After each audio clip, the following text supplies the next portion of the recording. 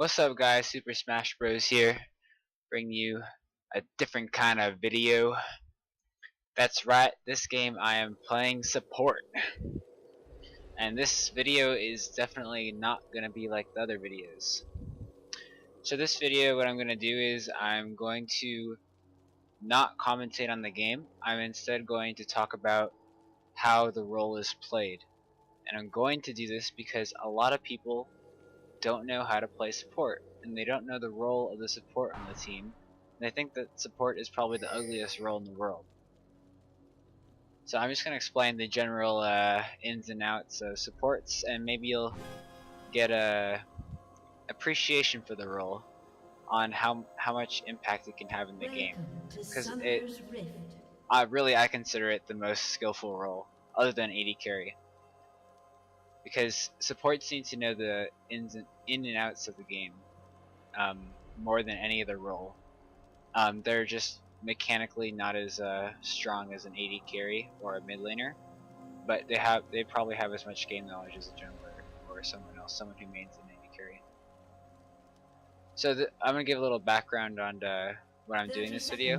So I'm gonna give you guys about 17 minutes of gameplay, and I'm going to cut out until the team fights, and then I'm gonna break down the team fights for you guys.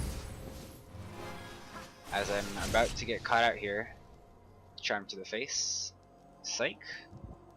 Alright, but the reason I want to do this type of video is I want people to get a greater respect for the support role, and I also want them to understand how to properly play support, because support is obviously the least played role in solo queue.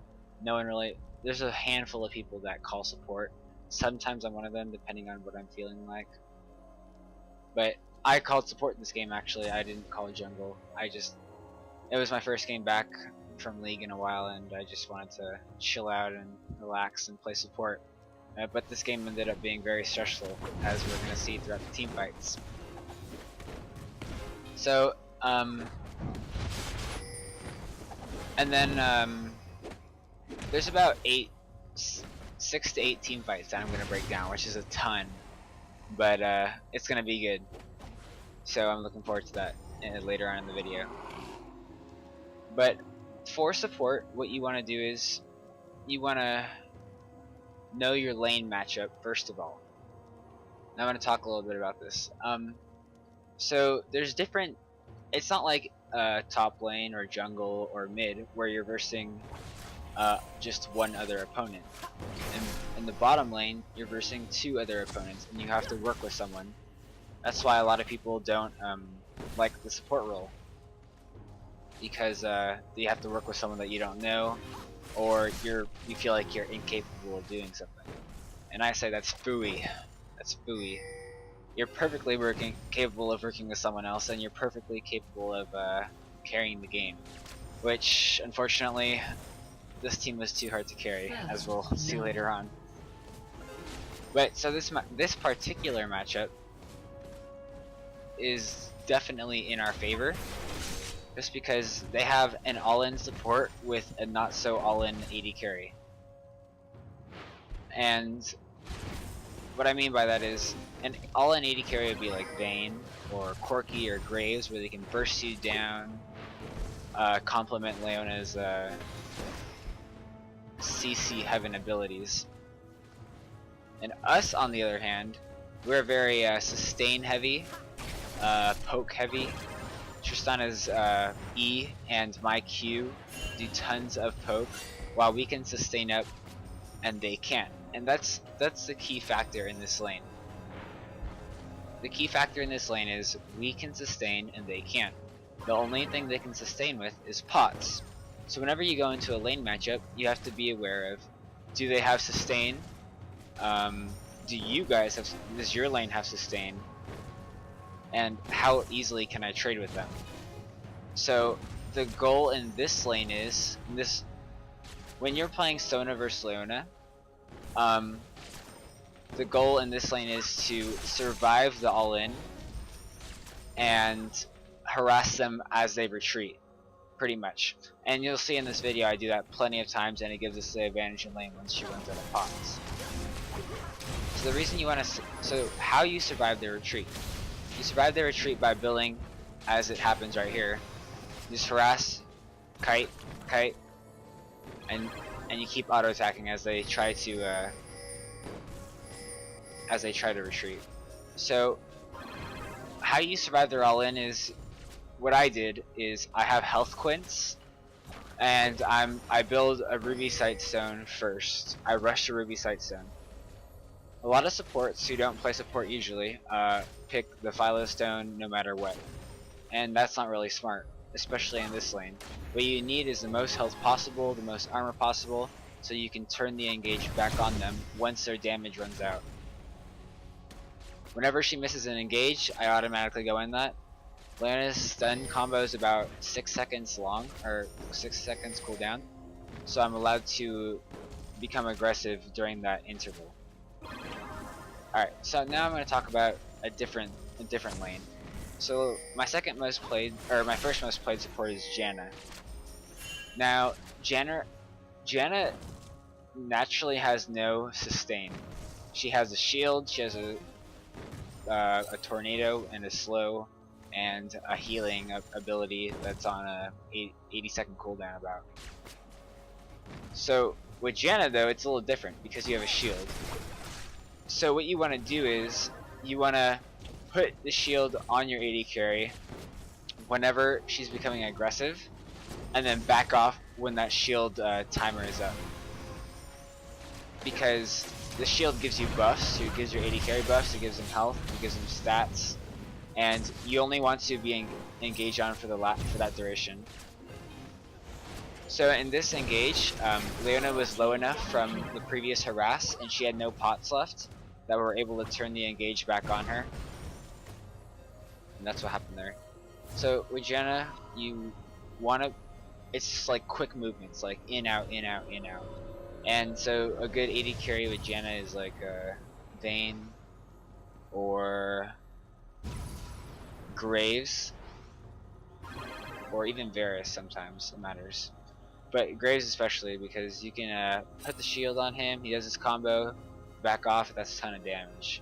The problem is, against Janna, if they have someone like Sona or Nami or even Soraka, Janna's pretty useless, like, because they'll just heal up and harass you back, and you'll have, if they're smart, they'll heal up and harass you back, and you'll have no way to defend once your shield is down. Another support that is really hidden from everyone, that I think is a high tier support, just in my opinion, is Annie. Now, I was bored in solo queue one day and I decided to pick up Annie, and I actually did pretty well with her. Against supports that don't have sustain, like Janna, Leona. I'm not sure about Leona, Leona's kind of tanky, but especially Janna and really squishy supports like Sona and Soraka, Annie is really good, because you have a stun that comes out about every 15 seconds, and if you have an AD carry, as Kayle makes a big mistake, and if you have an AD carry that has a ton of burst, like Graves or even Corki, your lane is pretty much won for you. All you gotta do is put down the stun, flash, Tibbers ult, and you put your burst down on with your AD carry, and they're pretty much useless for the fight. They either get too low that they can't fight, or you kill them. That's pretty much the two options. Problem is, Annie's easily countered by when her flash is down, wards, sustain. She's easily countered, but if you play her right, you can win your lane just with the click of a button. So, some goals on support. Early game, what you want to do is complement your AD carry. That's number one. Complement your AD carry. And this entails warding your lane. I don't know how many supports I see don't buy a ward for the lane. They'll buy one ward that goes in the bush on the river, and they buy no wards for the lane. I don't know anything more frustrating for an AD carry than not being able to CS because the other support has bush coverage in the lane and they're just zoning you out from all the CS. So number one, under complement your AD carry is ward the lane. Second is helping them out with Mia calls, little things like Mia calls, telling them when your summoner spells are down, telling them when your summoner spells are when they're coming up, letting you know that the enemy jungler is near, letting oh, this is a big one. Since I got lucky right there. I knew Leona was there. I didn't know AD was there though. But the big thing is, as I mentioned in my previous videos, let your jungler know. Let your jungler know where the wards are. That will give your lane so much of an advantage, and it will prevent your jungler from wasting time. So let's say I know there's a ward in the bush, going into river, but I know there's not a lane ward. I know there's not a lane ward. What I can do is I can tell my jungler gank through the lane, and he'll be able to maybe pick up a kill or give my lane the advantage just through me telling him where it's really and where it's not. Complement your AD carry. So complement your AD carry is summoners, tell them cooldowns and feed them information, and ward the lane. And third, which is not as important and not as usual, is prep the minions for them.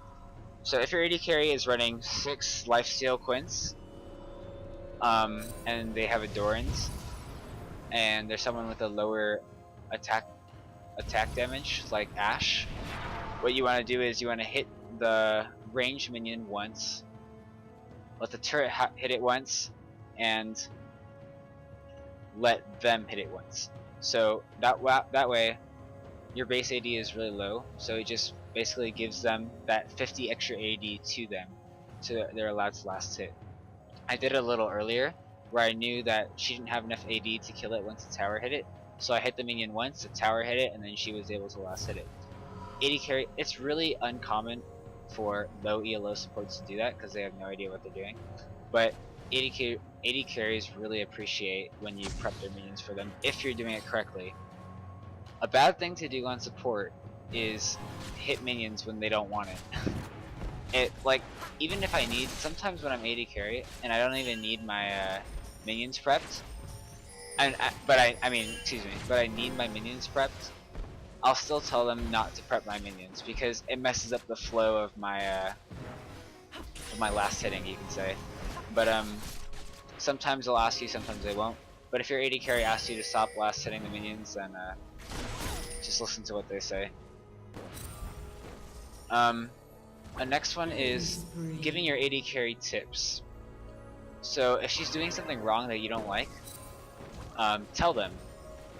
Don't rage at them. Tell them. So right there, you can't see in the chat because I disabled the chat, or this is not a live game, but I told Tristana to slow down on her last hitting.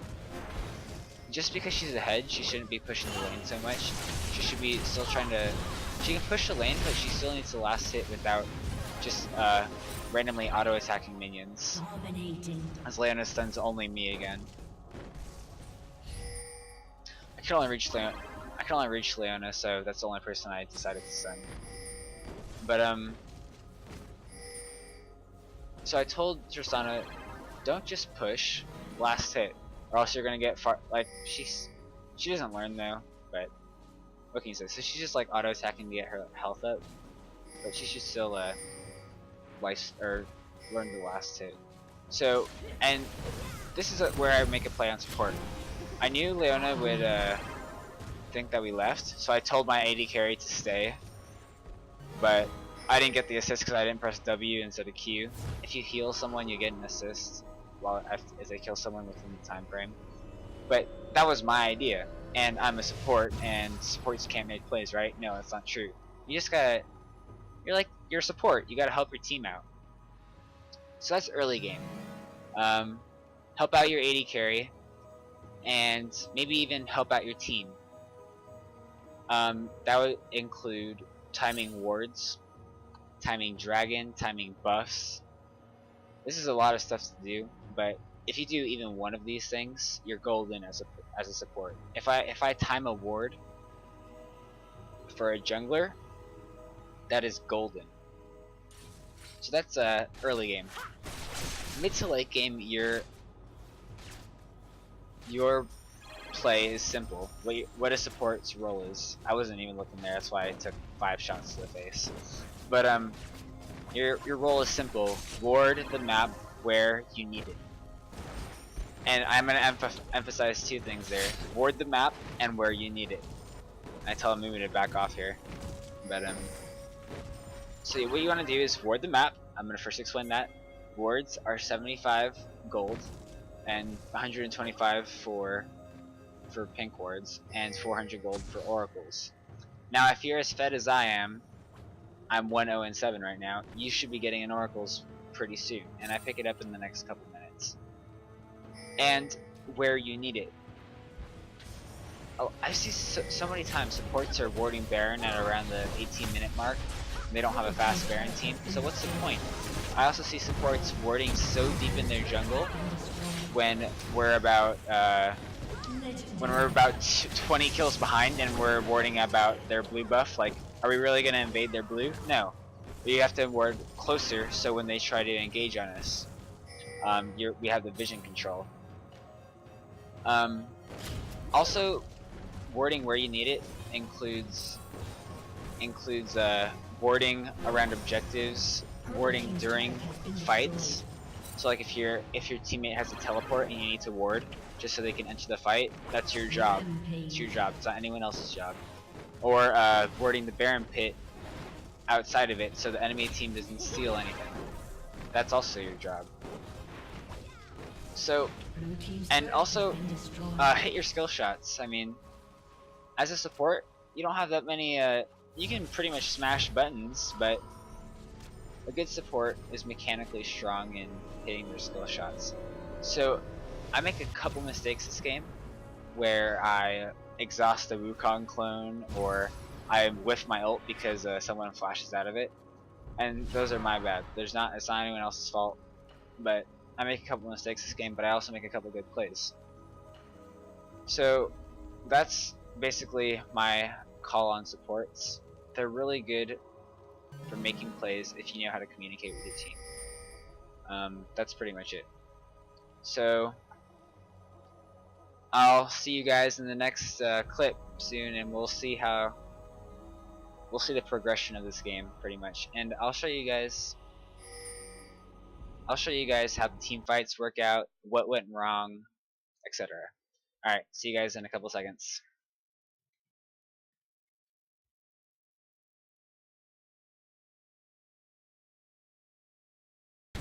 Alright, so here we are, back again. This is about a few minutes after, and we're just grouping down mid, taking down mid tower because we have the advantage. What you want to keep in mind for this next team fight is Wukong and Ahri are super fed, and I'm about half health.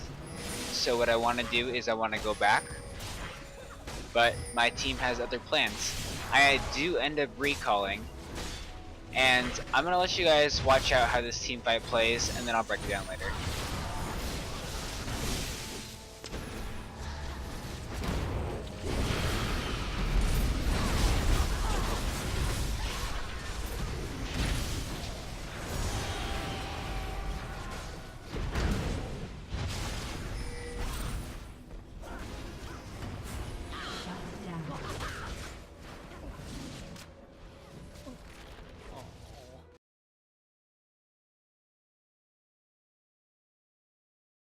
So here we are breaking down the first team fight, and before the fight begins I want to point out a few key things. Number 1, it is a 4v5. I have gone back to base because I was below half HP. Number 2, Kayle is below half HP and 3/4 mana, so he is practically useless when the fight begins. So I'm going to roll the clip now at about half speed. And we notice that Amumu decides to throw out a random bandage toss. I have no idea why. And he sees them all grouped up, so he's like, hey, I'll ult them. And while Amumu is ulting, Tristana is hitting Leona, not Wukong. That is key, and I'm going to pause it right here. And we're going to notice 4 things. Because Tristana was focusing Leona, she has already used her combo and exited the fight.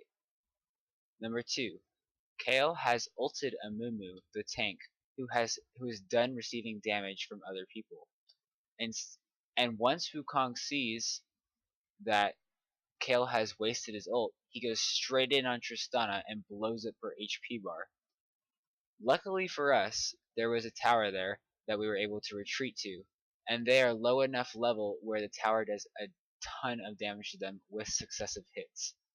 So we're going to play the clip again at about half speed again. And as we notice, Wukong is raping through all of our HP bars, but luckily Tristana is able to jump out of his range and flash out of it. And the fight is practically over by now, but we're going to pause it about 1 more time right here. And we're going to notice 2 things. 3 things actually. 1, the tower has created a huge area that the carries are not for their team are not allowed to pass through. Number 2, Tryndamere has been able to tank for our entire team with his ultimate active, and he is still able to escape.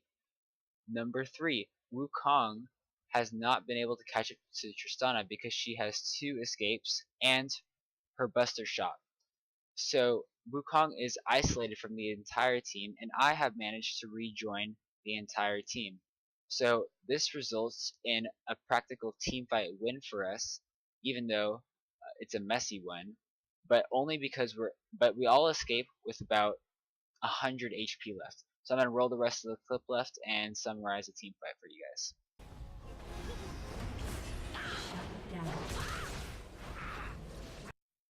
Alright, so the key things in that team fight were the tower range kept them at bay, a couple of mistakes on our part which could have made the team fight a lot cleaner, starting with the Kayle ult, the Amumu engage, and on top of that, I was out of the fight, which was not specifically my fault, but I'll take it.